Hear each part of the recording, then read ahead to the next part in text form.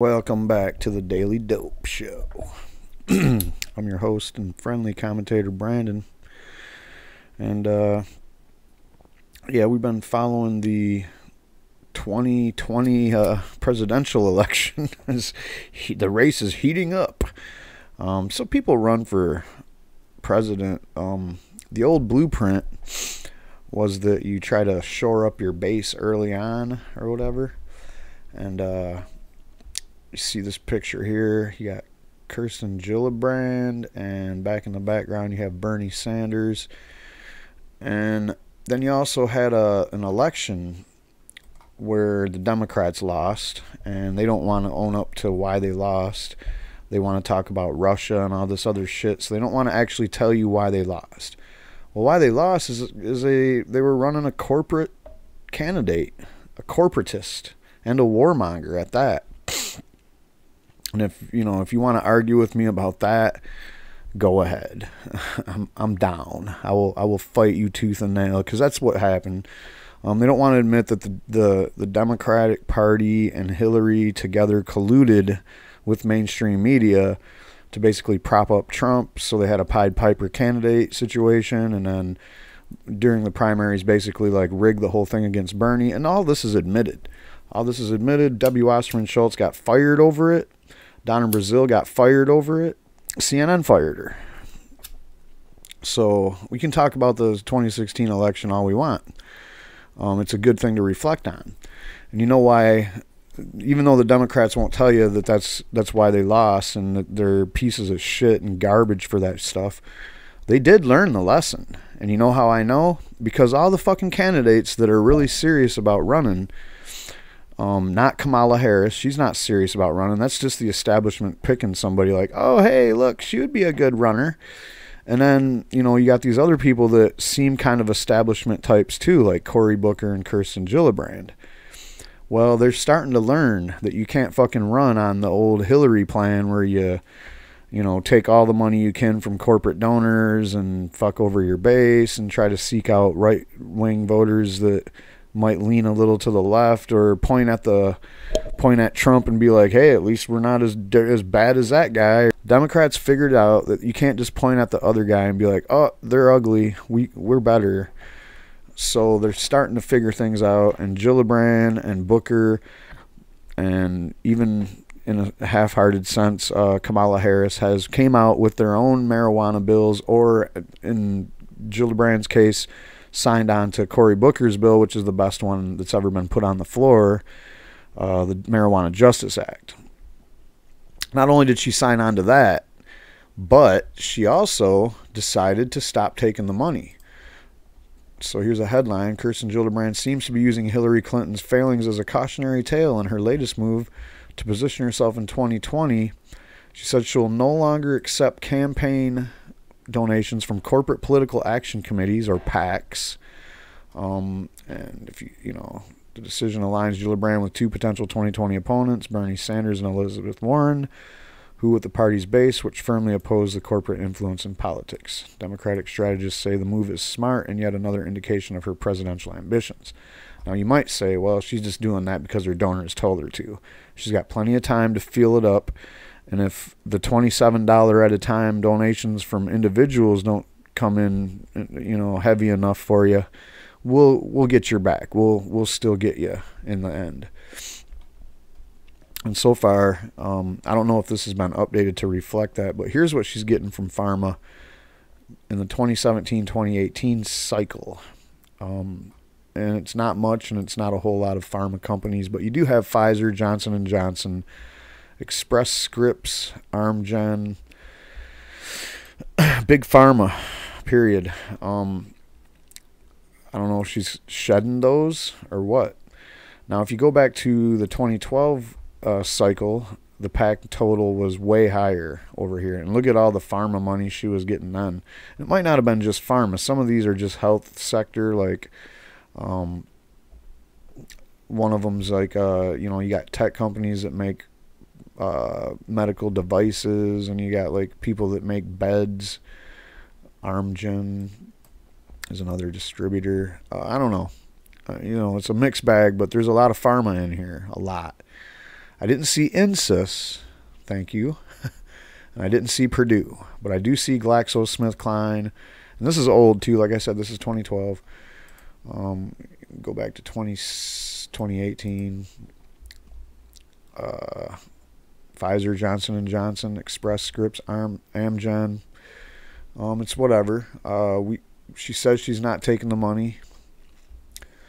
And you might say, well, you can go back on that later, right?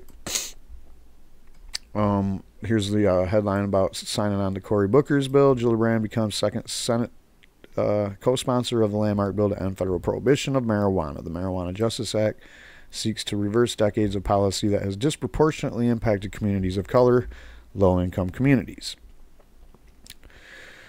So yeah, and you might have seen or heard about the Facebook Live. We're looking at a talking point or two that was developed in that conversation. Kind of, she's advancing it forward and using it as a campaign kind of issue. Will this continue? It's hard to say. She, throughout her career, has been pretty friendly with Pharma, so we'll have to determine that as the election cycle go. Are we in a freaking presidential election cycle again? Whatever. This stuff Bernie did like the year before the election. Like Bernie dropped his bill in 2015, and he never took the PAC money that I know of. And he spoke out against the corporate donors and the corporate money and the billionaires, trying to own the political system and Citizens United and all that shit. And that to me was some of the most important aspects of Bernie Sanders. So far so good is what I'm saying. Let's go ahead and read the article. Senator calls out Big Pharma for opposing legal marijuana. A predominant Democratic U.S. senator is slamming pharmaceutical companies for opposing marijuana legalization. You can't put this cat back in the bag. Once you skewer them and use these talking points that I'm about to read to you, yeah, later on the donors might be like, yeah, here, come back, we'll give you some money. But I don't think you're going to get the Pharma people to like you again unless they put her up to this, unless this is all part of some master plan that I'm not aware of. And I can't really see because I'm too busy just trying to keep track of all this shit to focus on like deeper type shit going on in the background.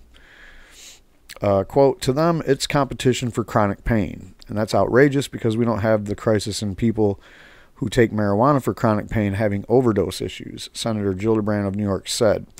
Quote, it's not the same thing. It's not highly addictive as opioids are. So far, nailing the talking points and very quick, easy to consume, easy to understand manner. No one can argue with.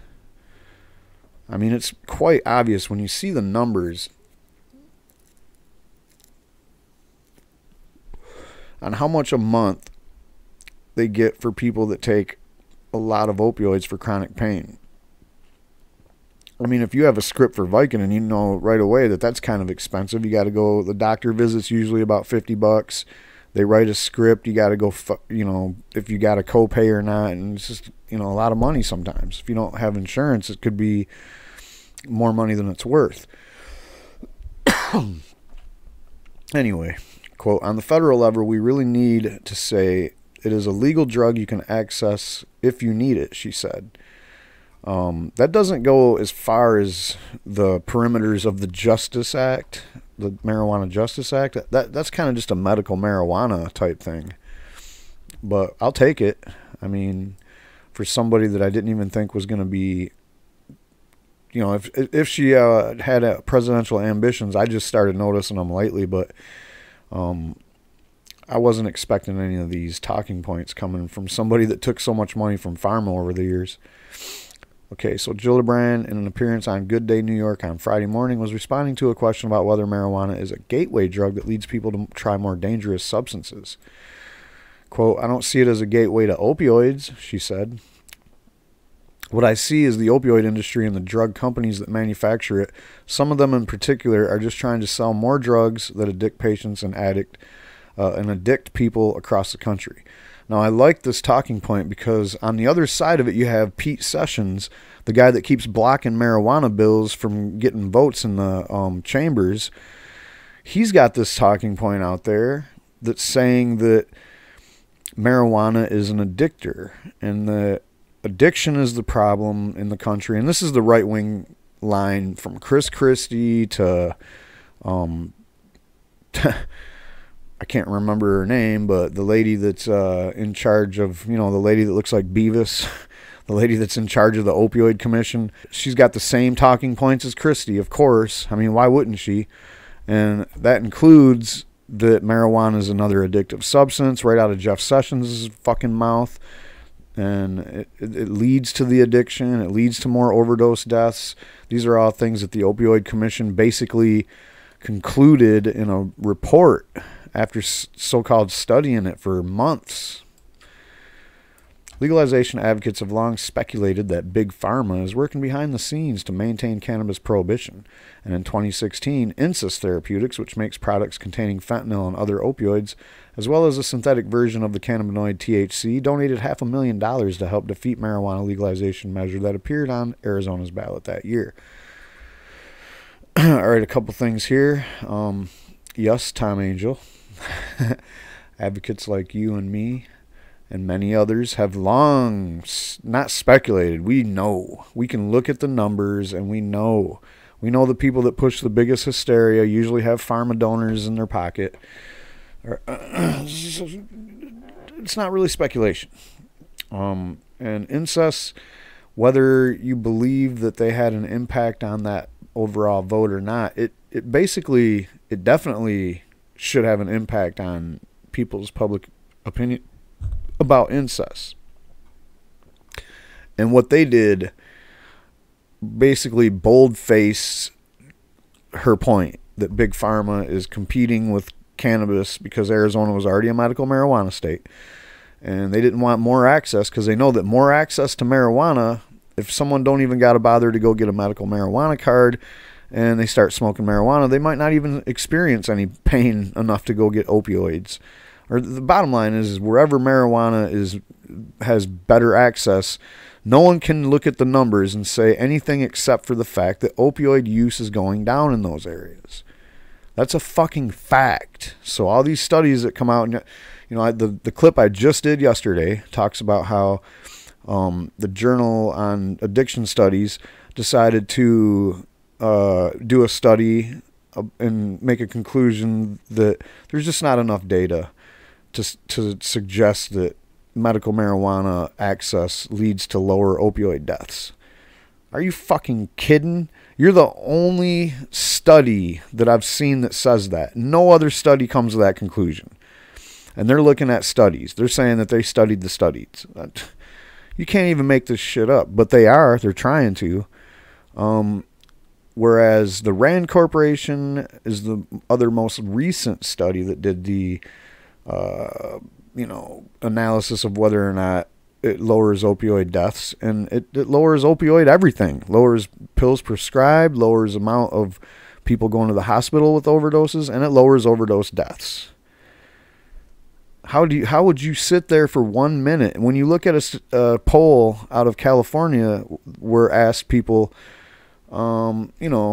if you had the choice between opioids for pain, if something happened, like you broke your arm or you had to get a tooth pulled or you got in a car wreck or some shit and you were in a lot of pain, would you rather go with Vicodins or would you rather go with medical marijuana?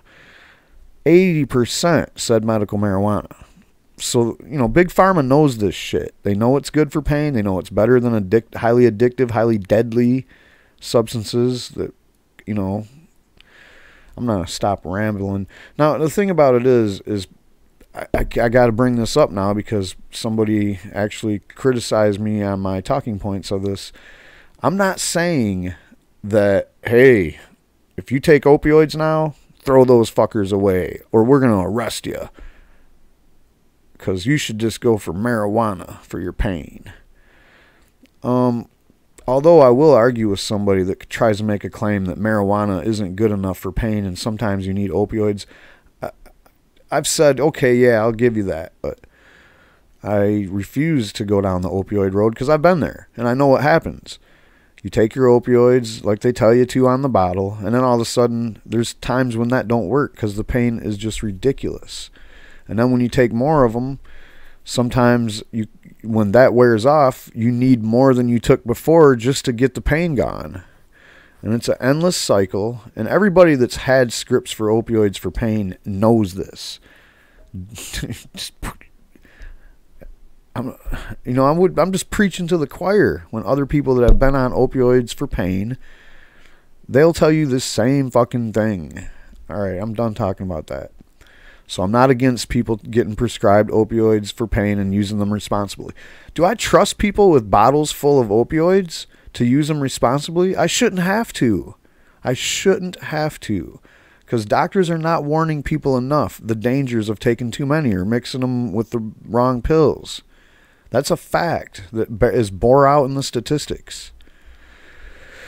All right, let's finish this up. Research published this month, for example, concluded that legally protected and operating medical marijuana dispensaries reduced opioid-related harms and suggested that some individuals may be substituting towards marijuana, reducing the quantity of opioids they consume, or foregoing initiation of opioids altogether. That's the one that's probably the most important.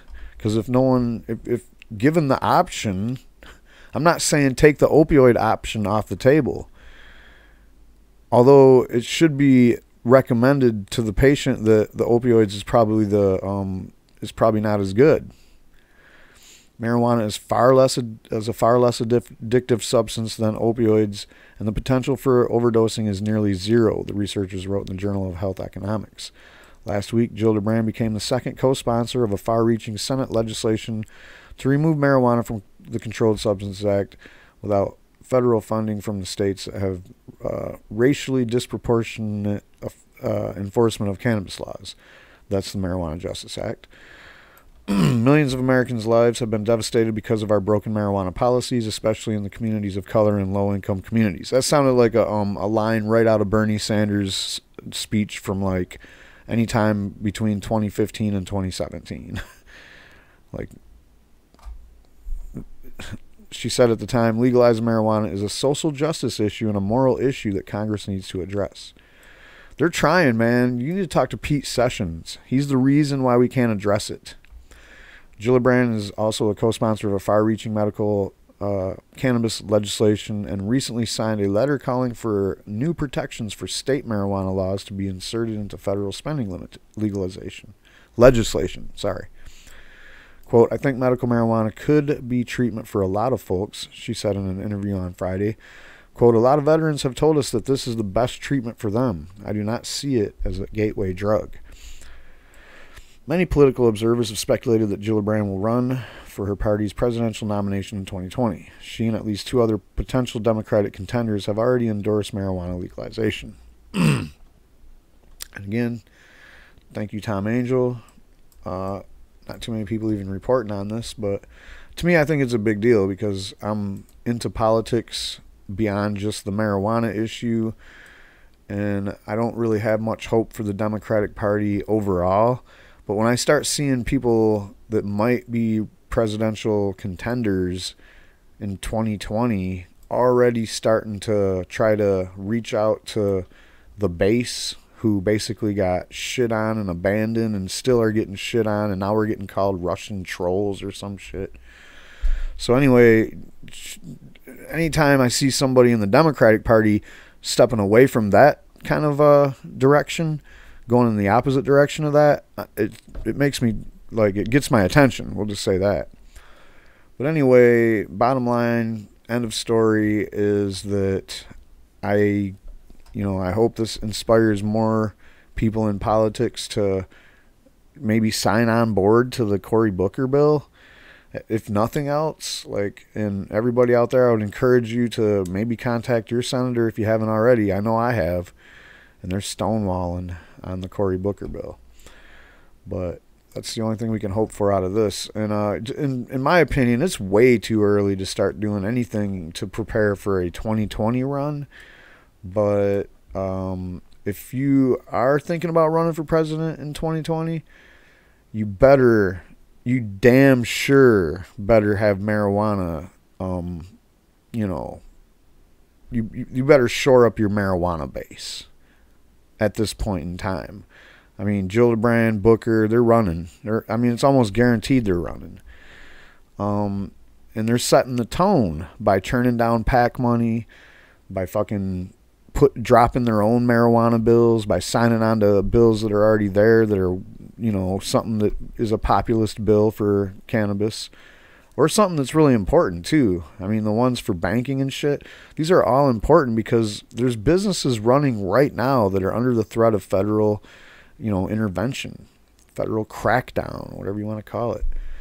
So, yep, that's what's going on in politics today.